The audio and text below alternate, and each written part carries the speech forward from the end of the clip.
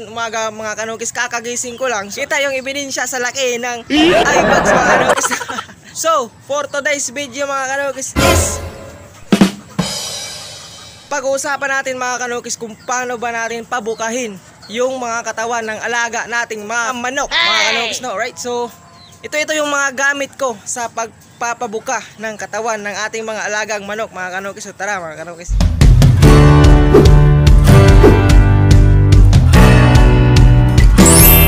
Dito mga kanukis, no, yung nabili ko kahapon na mga gamitan or mga gamot na gamitin natin sa pagpapabuka ng katawan ng ating mga alagang manok mga kanukis, no, right? So, una meron tayo ditong, so ayan, Bixan mga kanukis, no, ito yung injectable B complex o vitamina mga kanukis, no. Disclaimer lang mga kanukis, hindi ako nagpro-promote ng mga gamot dito mga kanukis, no. Ito yung talagang ginagamit ko mga kanukis, no, right? So pangalawa mga kanukis, meron tayong ayan, Red Cell mga kanukis, no. Siyempre meron din tayong Vitamin Pro na powder mga kanukis, no. Siyempre meron din tayong B12 mga kanukis. At higit sa lahat mga kanukis, meron tayong pamurga, astig mga kanukis, no. Ito yung mga kagamitan natin mga kanukis, no, sa pagpapabuka ng katawan ng ating mga alagang manok mga kanukis, no. Alright, so first step tayo mga kanukis, no, sa pagpapabuka ng katawan ng ating mga alagang manok mga kanukis, no. So pinakauna nating gawin mga kanukis, no, para ang katawan ng ating mga manok ay magbuka mga kanukis, no. So unang step mga kanukis is dapat mapurga natin yung ating mga alagang manok sa gabi mga kanukis. Dapat pagdating ng afternoon mga kanukis, wala nang kain yung ating mga alagang mga manok mga kanukis, no. So dito sa aking backyard mga kanukis, no, mas mainam talaga na may fasting natin yung ating mga alagang manok bago tayong magpurga.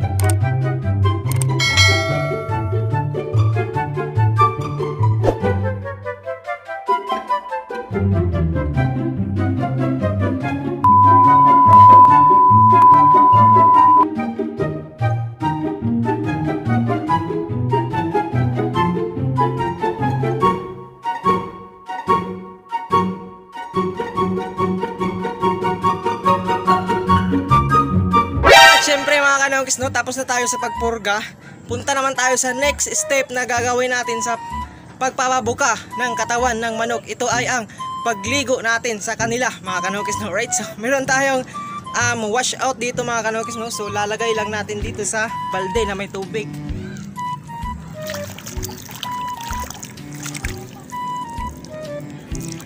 So ayan mga kanukis, no, nailagay na natin mga kanukis, no. So paliguan na natin yung mga manok natin mga kanukis, no.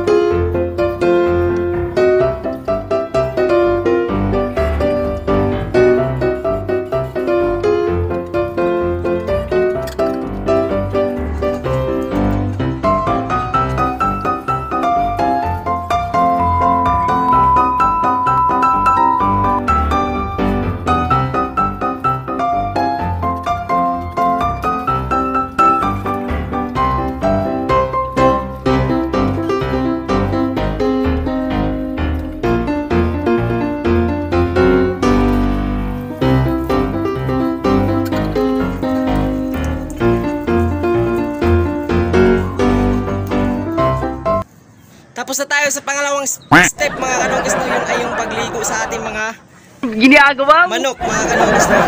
Mga kanokis, importante na maligo natin yung manok natin sa pagkatapos nating mapurga mga kanokis, no, nang sa ganun maalis yung mga kuto o yung mga mites nila mga kanokis, no. Kasi kapag hindi natin yan naligo mga kanokis, no, kapag marami yung mga kuto is hindi yan nakakatulog ng maayos sa gabi mga kanokis, no, dahil sa sobrang kate mga kanokis, no, right? So isa din yun sa mga problema kung kaya stress yung mga manok natin dahil sa kuto mga kanokis, no, right? So tapos na tayo mga kanokis, punta naman tayo sa pangatlong step mga kanokis, no. Kapag natuyo itong mga manok natin mga kanokis, no, is bibigyan natin mamaya ng B12 mga kanokis, no. So isang kapsul lang mga kanokis, no, painom natin sa kanila kapag natuyo yan mga kanokis, no, right? So sa hapon naman mga kanokis, no, kapag sila ay tapos na nating pakainin, tuturukan na natin sila mga kanokis ng biksan mga kanokis, no, right? So mga kanokis, di ko ginagaranti sa inyo na makukuha natin yung buka ng katawan sa loob ng 7 days mga kanokis, no. Pero ito yung masasabi ko sa inyo mga kanokis, no. Kung masundan nyo yung mga paraan na i-share ko sa inyo sa ngayon mga kanokis, no, sinisigurado ko sa inyo mga kanokis na bubuka yung katawan ng ating mga alagang mga kanokis, no, right? So ayun na mga kanokis, na i-share ko na sa inyo yung paraan ko sa pagpapabuka ng katawan mga kanokis, no, ng manok. Hindi to conditioning mga kanokis, no, pero isa dito sa mga stage sa pagkukondisyon ng mga manok mga kanokis, no, right? So hanggang dito na lang for today's video mga kanokis, no. Maraming salamat sa lahat ng nag-subscribe, nag-like, nag-comment, nag-share sa ating mga video mga kanokis, no. At sa kaibigan ko na mga vlogger din na nagmamanok na sina Book Noise TV, Hap and Sons Game Farm, at syempre GB Backyard and The Backyard Breeders, at syempre kay Idol Melfi Borga. Alright, so hanggang dito na lang. Peace out.